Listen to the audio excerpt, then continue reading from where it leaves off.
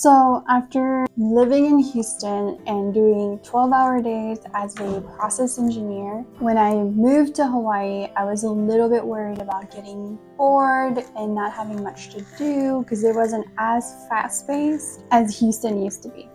So after 8 years of living here, I would say that I'm definitely thriving. I'm snorkeling, hiking, cycling, walking or running on a Li'i drive. I'm definitely soaking in the sun and having this vibrant culture around me. So Hawaii is definitely a place that you can truly relax. It's not at all what I thought. Like, my worst case scenario was not at all what happened. There's endless activities that you can do if you like the outdoors. If you're dreaming of having a second home or having a place to retire, let me see why you should be here. And if you're not here, you're definitely missing out.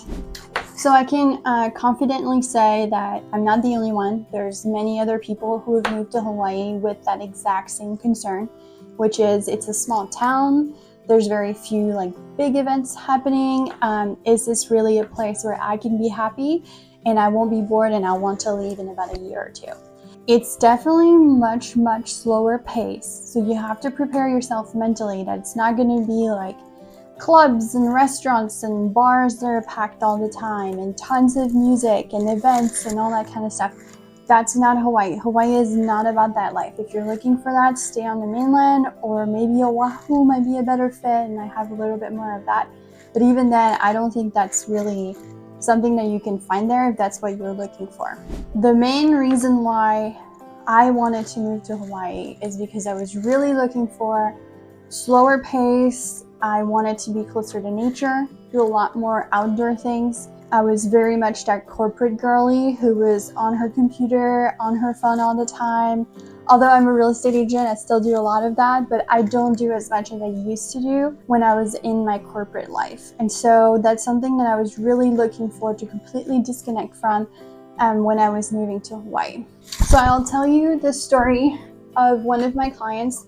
They were similar in what they were seeking, right? They're a corporate couple from Seattle. They're around their 60s, and what they were looking for, they were dreaming about a place where they can slow down and not just be glued to their computer on the weekend or on their phone. They wanted to enjoy life. That's what they were looking for. And they wanted to reconnect with nature. She loves gardening. They wanted to do a lot more outdoor things. Seattle is pretty, but it's also very rainy. So they wanted to be somewhere warm where they could do a lot more things year round. So what they did is they purchased the home with ocean views. It is beautiful. It's a brand new house. You have amazing views of the ocean. They also have a little yard, which is what she was looking for. So that really worked out for them. I'd say they really found the perfect property in terms of what they were looking for. But adjusting to Hawaii and Kona's lifestyle was a shock at first. They called me and they said, hey, I don't know if this was the right move. We're really bored. We have a lot of time on our hands. We don't know if this is life. I don't know if I'm gonna like it, is basically their mindset and what they were thinking at the time. And I was like, okay, just give it a little bit more time and see what happens. And she started doing daily walks by the ocean. So every day walking on a Li'i drive, seeing the oceans, the waves, the beautiful weather. And she kind of got used to that and kind of started liking it. And she has a garden. So she started growing a whole bunch of things that are very tropical fruits and things like that. She has a whole bunch of tropical fruits like papaya, mango, pineapple. She has finger limes. She's just having fun, like lilikoi, things like that. She's growing a lot of local fruit or tropical fruit and having fun with this. So it's basically what she wanted to do. So she's doing gardening, she's doing that kind of stuff. He really got into snorkeling and swimming in the ocean. I don't think he swims every day, but he swims pretty often during the multiple times during the week. And so he's loving that. He's finding a passion with this. He went to Jack's Diving Locker and started getting the certifications for diving. So that's really, really cool. And I think he's about to get into like photography, and he's about to get into filming the marine life underwater, which is really, really cool.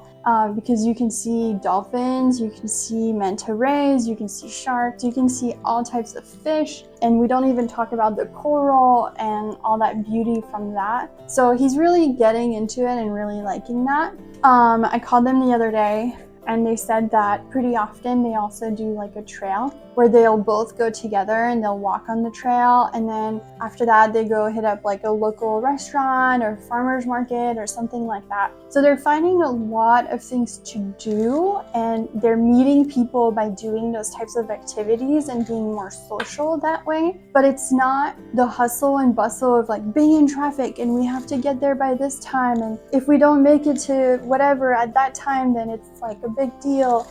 It's just a much different lifestyle. I think to me it feels more authentic because it's what I was seeking. I was seeking something that wasn't like a chase of the money and the event and that kind of stuff.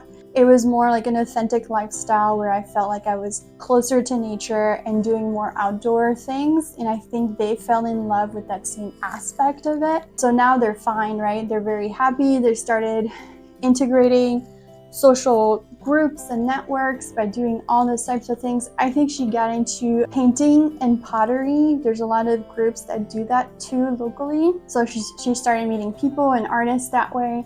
So it's just a really fun thing. I mean, you can find whatever you want. If you want to be more into farming, get into agriculture more heavily. If you want to get into fishing, I mean, there's so many social groups. It's just a matter of finding, yourself, what you're into, your own hobby. So I would say it's not fast-paced in the way that you typically think of it when you live in the city, but it can be fast-paced. Like you can have your calendar packed with activities if you wanted to, right? Like you could surf in the morning, go grab breakfast, do, some work or connect with people. And then in the afternoon, you can do more activities. You can go to the beach, you can go hiking. So you can really fill up your daily calendar with a ton of activities if you wanted to. But I think most people fall in love with the fact that there's no true schedule. There's no way to feel that stress of having to be somewhere by a certain time, and that nature's open. You can do anything you want, which is really, really great. It's also very appealing because the weather is nice year long and you can do all those activities all year long. So that's really, really enticing.